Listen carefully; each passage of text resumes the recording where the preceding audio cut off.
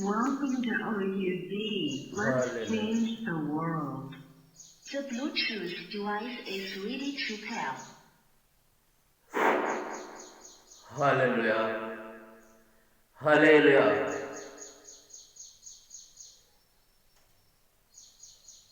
దేవుడు మంచివాడు, మహోన్నతుడు, సర్వశక్తిమంతుడు, సర్వాధికారి.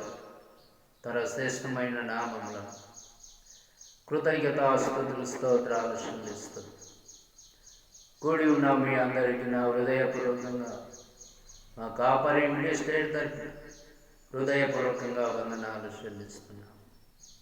హల్లెలూయా. ప్రభు భోజనము, ఆచరింపబడిన ప్రభు భోజనములో మొదటి రెండో భాగము సిద్ధపడిన వాక్య పరిచర్యను అనుభాగము ఉన్న విధానంలో వారు సట్టున వాటిని ఏడలను పాపపు ఒప్పుకొను గురించి పిలువబడి ఉన్న ప్రభు యొక్క శక్తి రక్తంలో పుచ్చుకొనుటకు అనుమన విడిపించిన ప్రభు రక్తము శరీరములను విజ్ఞాపన చేస్తూ ప్రార్థనలు గాను కాకను గంభీరముగాను ఆచరించి అర్పణలను అర్పించవలేను, నీవు ఆరాధనకి గీతములను పాడవలను ప్రభు ఇక్కడ సూచిస్తున్నాడు. హల్లెలూయా. ప్రభు యేసు క్రీస్తు ఆయన తెల్లవారుదేను సిలువకు వేయబడతానని తెలిసి ఆ రాత్రంతయు తన శిష్యులతో గెత్యమాను తోటల్లో ఆరాధిస్తూ వారితో గడిపిన సమయాల్లో తెల్లవారితో ఆయన సిలువకు వేయబడతాడని చెప్పి వారికి కొన్ని ఆజ్ఞలను ఉపదేశించాడు. ఏమంటేను, పేతురు, నేను ఇక మీదట మీతో ఉండను, తెల్లవారితే సిలువలో నేను మరణించవలసి ఉన్నది, కాబట్టి ఈ ఆజ్ఞలను మీరు గైకొనుడి, పస్కా ఇందు భోజనానికి ఏర్పరచండి అని చెప్పి, ఇదిగో నా శరీరము, ఇదో నా రక్తము, నా శరీరమును తిని నా రక్తమును త్రాగు, నేను తిరిగి వచ్చేంత వరకు నన్ను జ్ఞాపకం చేసుకున్నట్టుకు మీరు చేయుడని చెప్పి పేతులతో చాలా జాగ్రత్తలు ప్రభు యేసు క్రీస్తు చెప్పిన విధానాన్ని మనం జ్ఞాపకం చేసుకుంటున్నాము. హల్లెలూయా. నా తండ్రి రాజ్యంలో అనేక స్థలము కలదు, ఆ స్థలము మీ నిమిత్తము ఏర్పరచట కోసము నేను వెళుతున్నాను, అక్కడ నాతో మీరు ఉండులాగను మీ నిమిత్తము నేను అక్కడ స్థలమును ఏర్పరచుటకు తిరిగి వచ్చి మిమ్మలను తీసుకొని వెళ్ళేంత వరకును నా శరీరమును తెలుసు, నా రక్తం త్రాగుడు అని చెప్పి ప్రభు పేతురుకు చెప్పిన మాటలన్నీ చాలా జాగ్రత్తగా పేతురు విలపించుతూ బాధపడుతూ, ప్రభువా నీవు మమ్మలను విడిసి వెళ్ళకూడదని అతను చాలా బాధపడితే, పేతురు, నేను మిమ్మలను విడిసి వెళ్ళకపోతేను మీ పాపములు క్షమించబడి, మీ పాపముల నిమిత్తమే, లోక పాపముల నిమిత్తమే నేను మరణించవలసి ఉన్నది, అప్పుడే నా శరీరము నా రక్తము మీరు త్రాగితేనే కానీ మీరు శుద్ధీకరించబడరని చెప్పి ప్రభు విలపించి చెప్పిన మాటలన్నీ కనుక నా ప్రియ సహోదరి సహోదరులారా, మనము విశ్వాసం కలిగి దేవుని పట్లను ఆయన మన కోసము, మన పాపముల కోసము, మన దోషముల కోసము ఆయన సిలువలో మరణించినది జ్ఞాపకం చేసుకున్నాను. ఎందుకంటే మనం అతని పైన విశ్వాసం ఉంచాలి.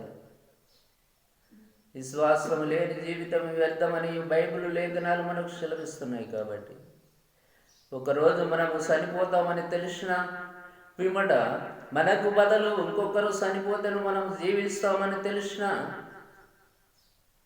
మన తల్లిదండ్రులు కావచ్చు, మన ఆత్మీయులు తోబుట్టిన వాళ్ళు కావచ్చు, మన బంధువులు కావచ్చు, కానీ ఎవరు మన నిమిత్తము మరణించడానికి సిద్ధపడరు. కానీ మనకు ఏమి కానీ అతను యేసుక్రీస్తు ప్రభువు మన కొరకు సిలువలో మరణించాడన్న తన పైన విశ్వాసం కలిగి జీవించాలని నేను మనవి చేసుకొనిస్తున్నాను. హల్లెలూయా.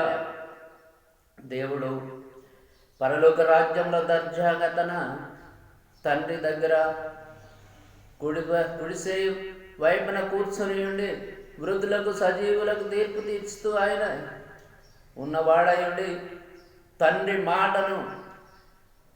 మాట కొరకును పరలోకం నుండి దిగివచ్చి నరలోకానికి వచ్చి పవిత్ర కన్య గర్భమున జన్మించిన అనుగ్రహించి పొత్తి పిల్లంత కాలంలో మరణించి మన పాపముల కోసం ఆయన శరీరమును రక్తములు మనకు అనుగ్రహించినాడు. కాబట్టి నా ప్రియ సహోదరి సహోదరులారా, మనం ఆయన పైన విశ్వాసం ఉంచి ఆయనను ఆరాధిస్తూ ప్రార్థిస్తూ మహిమపరుస్తూ ఉండవలెనని నా ప్రియ సహోదరులారా మిమ్మల్ని వేడుకొనిస్తున్నాను.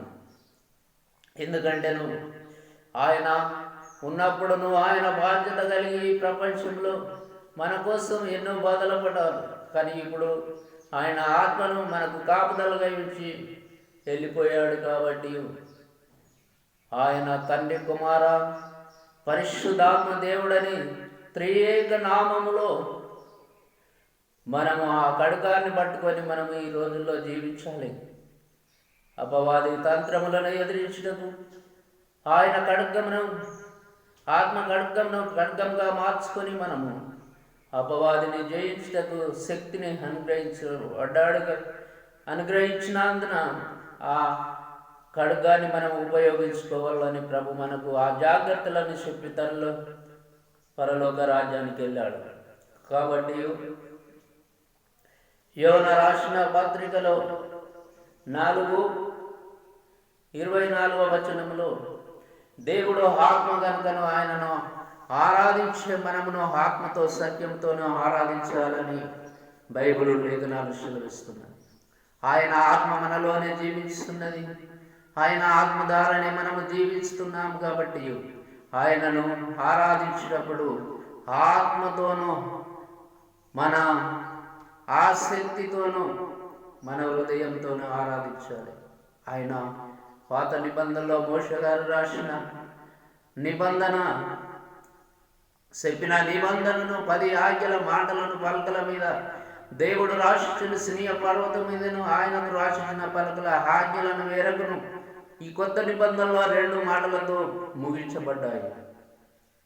ఆకాశం అందు నేనే, భూమి అందు నేనే, అగ్ని అందు నేనే, నేను తప్ప వేరు ఒక దేవుడు నీకు ఉండకూడదని యెహోవా దేవుడు చెప్పినట్టుగా ఈ కొత్త నిబంధనలో యేసుక్రీస్తు ప్రభు నేను మీ పాపముల కోసం మరణించి మీ పాపముల నిమిత్తము నేను ఎన్నో శ్రమలు పడి కష్టపడిన జ్ఞాపకం చేసుకొని నేనే నిజమైన దేవుడనని మనస్పూర్వకంగా, ఆత్మపూర్వకంగా, శక్తిపూర్వకంగా, బలముపూర్వకంగా నమ్ముకొనుడి.